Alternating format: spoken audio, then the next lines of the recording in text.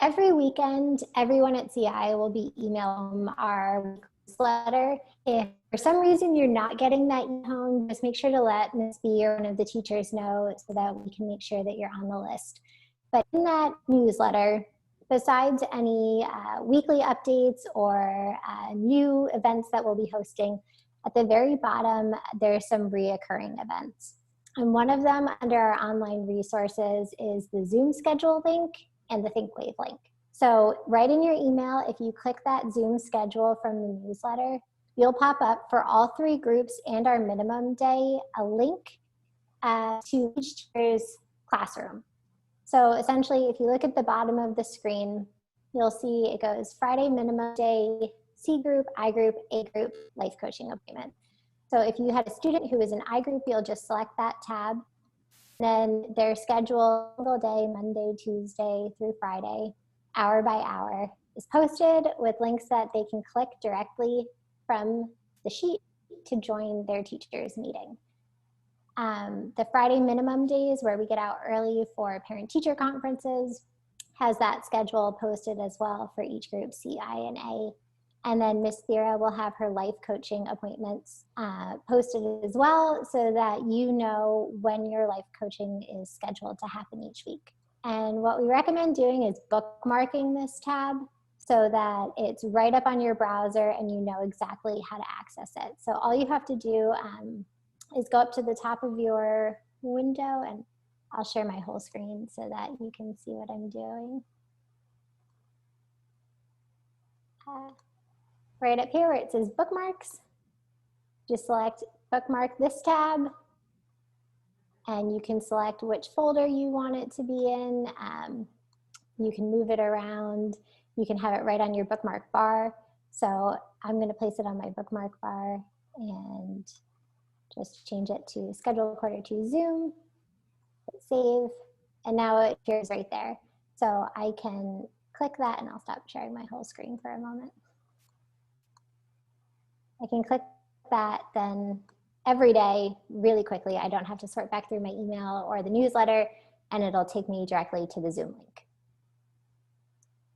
The next thing that I wanted to go over was how to create, access, and share Google Docs. So all of our classes, for the most part, especially now that we're online, are accessing Google Docs so that we can monitor work during classwork times. We can edit work from homework. We can give feedback on essays. You can paste your math homework right in those Google Docs. And there's 2 ways you can access that. One, if you're already in your email, these square dots up in the right-hand side for Google Apps, if you click on, you'll be able to go directly to your Drive. Or if you just go to Google, you'll see those dots as well if you're logged in. And you can go to Drive. Once you click that, My Drive will pop up. And right on the left-hand side, there's a series of taskbars. You'll just click New if you're creating a new Google Doc. If you have an existing Google Doc, you can search in the Drive for it, or you can create a folder for your classes. I recommend creating a folder for each class so that you can access those docs quickly and you don't have to sort through all of the docs that have ever been shared with you. So I go to New. And actually mine's not cooperating right now. Folder.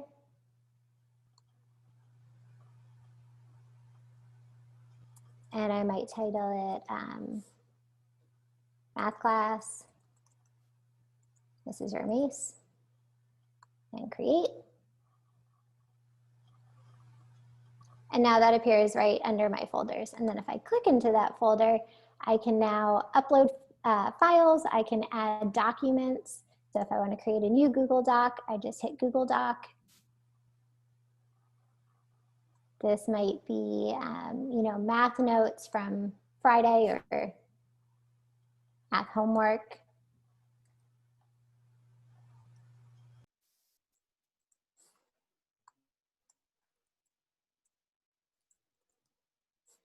And then when I'm ready to share it with Mrs. Remy so that she can have access to it, I click this blue square button in the hand corner of the share.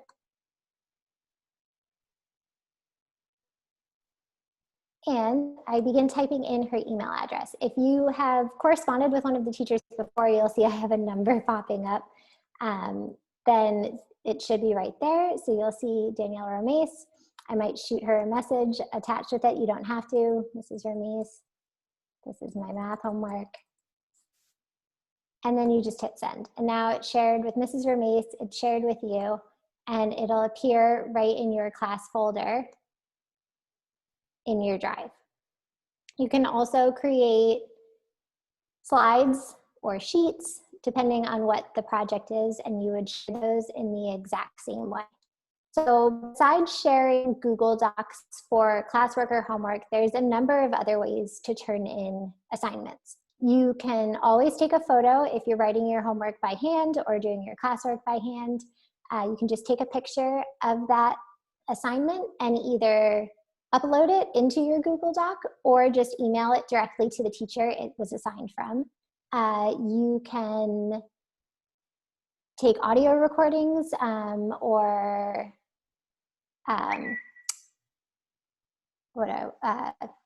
drawings and upload those directly into your Google Doc as well.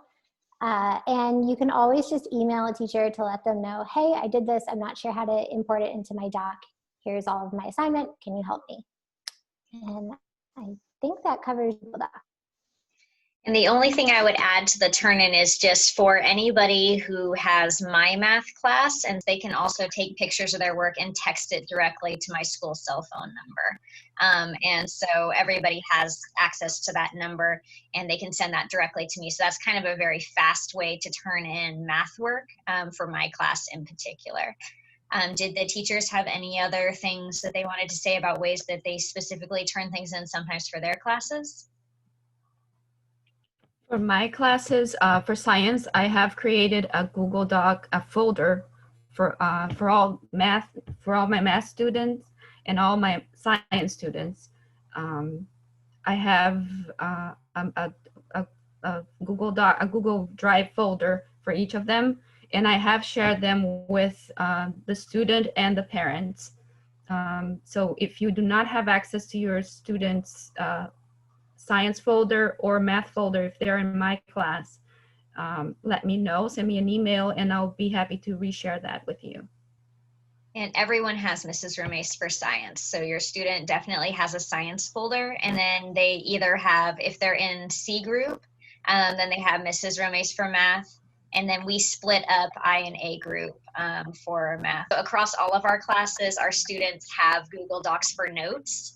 And so they can continue to put them in there. They don't have to make a new Google Doc every time they do notes. They should just have one that says like the student's name, English, Q2 for quarter 2, and then they can continue to put their notes for English or life skills, history into there so that way they don't have to worry about having like tons of Google Docs to manage.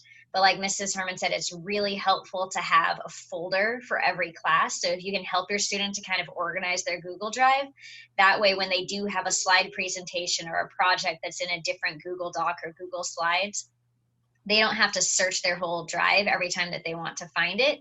They can just go, oh, okay, this is for science class. All my stuff for science is in folders. I know before this school year, actually, I didn't use folders, and this year I started using them, and it has made my life so much easier. It's just because we went on to virtual learning, and now I have so many Google Docs that the folders have been a saving grace for me. So I think it'll really help your students if they have a designated folder for every class and just keep all their electronic work in that folder. Yes. I also have told my students to, when they're saving, if they're saving math work in the folder, they're not just attaching or they're not adding to a Google Doc in their math folder. So they're not inputting information into a Google Doc, but they're just adding, uploading documents to the folder, that they label their assignment, their document with the date, not necessarily the assignment, because then in the folder it becomes easier to find that assignment later on. Yeah, that's actually a really good point. Thank you for bringing that up, Mrs. Romace, is that when the students are taking notes, it's really helpful if they date and title their notes every time, and that they continue to put them in order, because that's been another issue that we've had with students sometimes, is that they open up the Google Doc and just start typing in the top or wherever it happens to pop up. And so then I go to check their notes and it looks like they didn't do their work because I go to the bottom, but they actually just put it somewhere random in the Google Doc. So if you can try to help remind them, like every time that, and it's good for you to have these conversations after this meeting with them, just sit them down and say, okay, let's look at your Google Drive. Let's find all the assignments that are for English and put them in a folder. Let's find all the assignments for this class and that class and put them in a folder. And then let's take a look at one of your notes as an example, like pull up your history notes and say, okay, for the next class that you're going to have history, put the date and put what we were talking about, and then put all of the information. Because I know that's hugely helpful for me, the students who actually put, like today, we were talking about a certain poem by Lewis Carroll. If they put the title of the poem and Lewis Carroll and then the information, it's so much easier for me to give them their grade, and for us not to be confused where they're doing the work, but we can't find it. Mrs. Herman, did you have any other things to add specifically for your classes? No, my students just use running Google Docs. So we have one Google Doc for history, one Google Doc for world cultures, and then one Google Doc for geography. And they just take notes chronologically in that doc. So the newest material would be at the very bottom of it. And the same thing, I just scroll down to the bottom unless they've highlighted that they wrote it somewhere else in the doc. So does any of the parents who are here in attendance, does anyone have any questions about how to create or access Google Docs, or how to access the Zoom schedule so that the students can get to class by the links? I do have a quick question, not really with the creation, but is the expectation that every day they'll have notes to turn in from every class?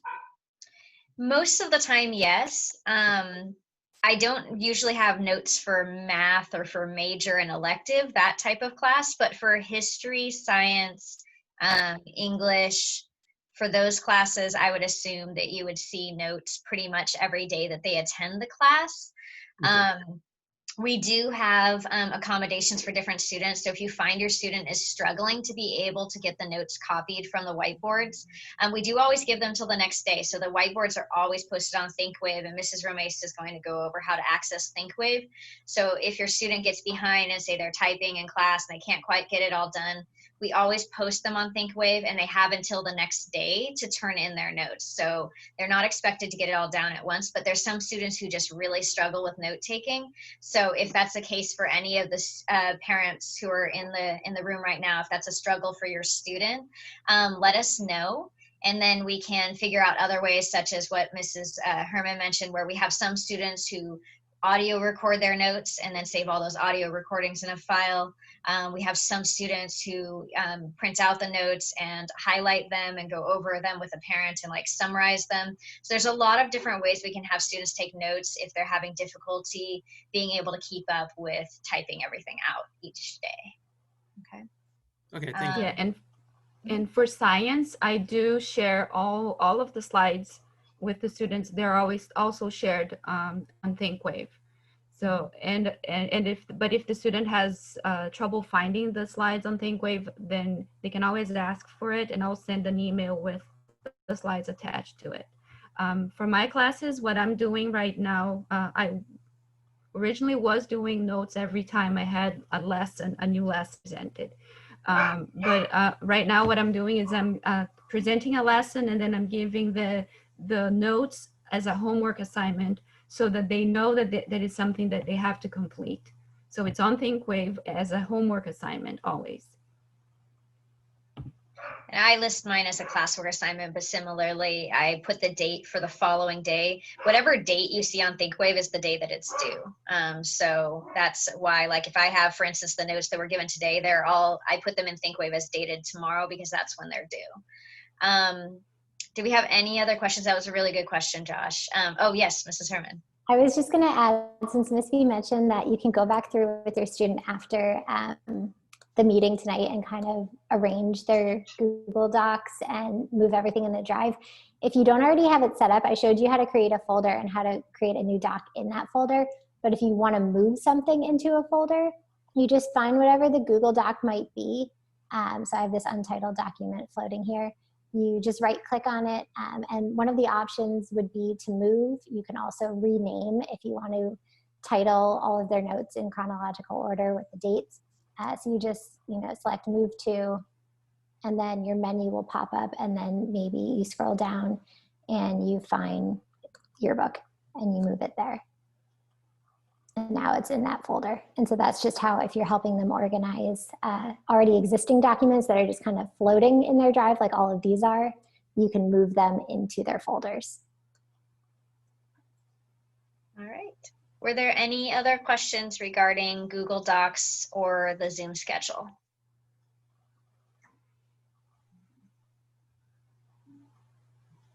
Okay, and for that Zoom schedule, the reason why it exists is so that way we know that there's a lot of tech issues going on with emails and all of that. So we do send reminder emails if students don't show up for class, but we're expecting that students can navigate using the Zoom schedule in order to get to class. So those links are constant links. It's not like they're changing every day. So they should be able to just click on them and access and navigate to the classes without receiving an email. But if students don't show up, we'll usually email them a link to remind them. And then also, if they haven't showed up for quite a while, then sometimes you'll get a text or an email from us to you as parents to remind you that your student's not in class, so we can find out if they're sick or something happened.